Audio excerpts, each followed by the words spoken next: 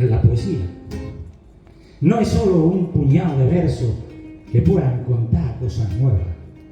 o rescatarlas del tiempo. Si por poco que se escriba, se hace sin ningún miedo. Se acierta a desentrañar nuestro hondón más sincero. Si al leerlo otras personas, quitamos las tapaderas de sus buenos sentimientos, para que brillen en sus ojos una lágrima, una risa o algún golpe de ser, vale más que 100.000 veces 1.000.000 de pensamientos escondidos en el baúl del vergonzoso silencio.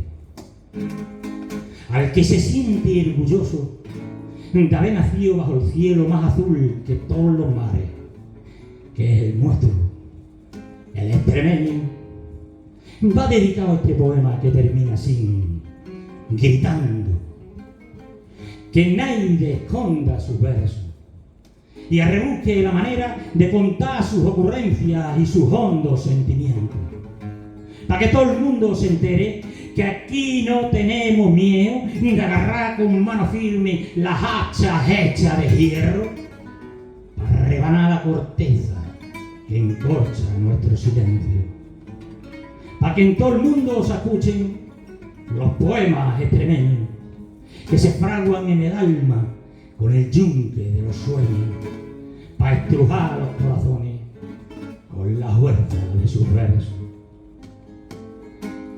Y se entornan los postigos del portón de mi silencio, y por una rendijina me salen escapados estos versos. No sé a dónde irán, ni qué tiempo,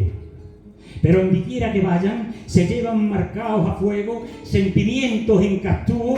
descuajados de ese silencio, y esculpidos con la marra y el cincel de un extremeño. Extremadura, no rehuyas de la voz de tus ancestros, porque de ella nos sentimos muy orgullosos los que palramos así, porque somos